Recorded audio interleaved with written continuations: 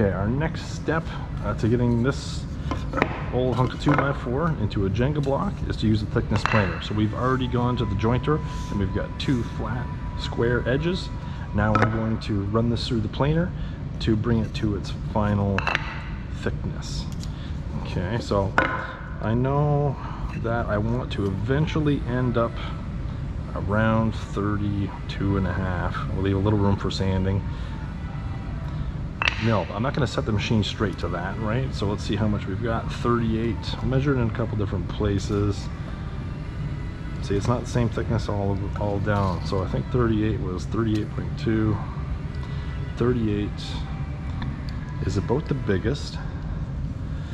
So to start, let's just set this to 37.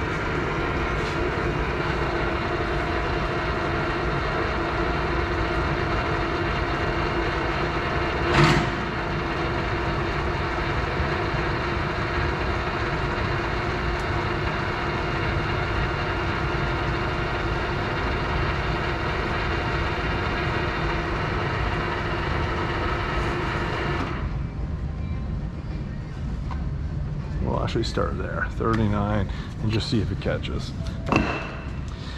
Okay, so before we push anything into this, it's important that it's long enough to go through. We don't want to get a small piece stuck halfway through and then bounce between the rollers, smash into the cutting teeth over and over again. So we want something at least 16 inches before, it has to be at least 16 inches to go through here. So let's just bring it up to 8. The side we want to plane faces up.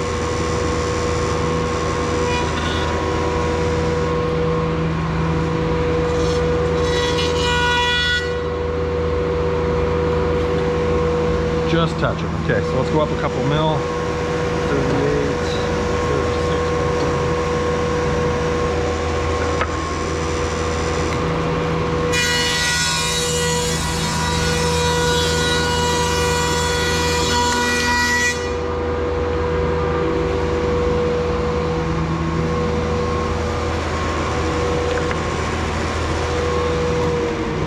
So one thing I didn't mention, because it wasn't really applicable to this particular board, is which way to feed it.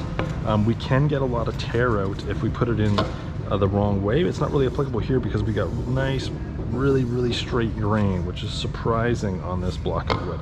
If we had grain that was coming up like this, then we would get tear out going one way but not the other, and we'll talk about that in another lesson. But paying attention to the grain structure of the wood is important when going through the jointer as well as the planer.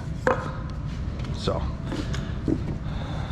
where are we at here? We're trying to get to 31.5 and we're 35. Oops. So let's keep going.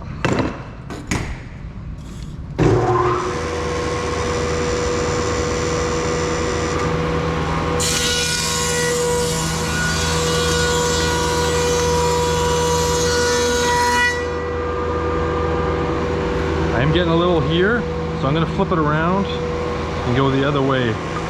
So we're cutting away from that. If the cutters come in this way, it might lift that and peel it back more and more and more.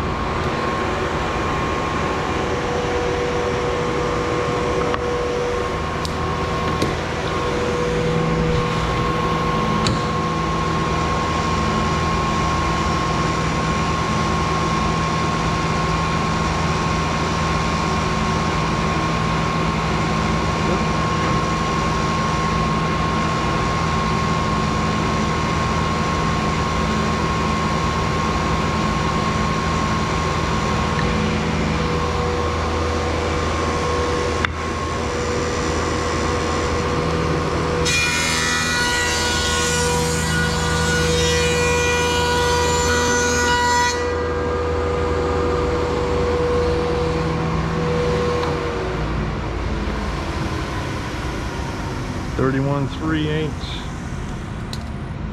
31.66. So we're a tiny bit under. That'll do for a Jenga game though. One thing I didn't say while I was doing it, you notice when I tried to make that small adjustment over here instead of using the power, this moves really quick. We can pull this out and then rotate it whichever way, up or down, to make small adjustments.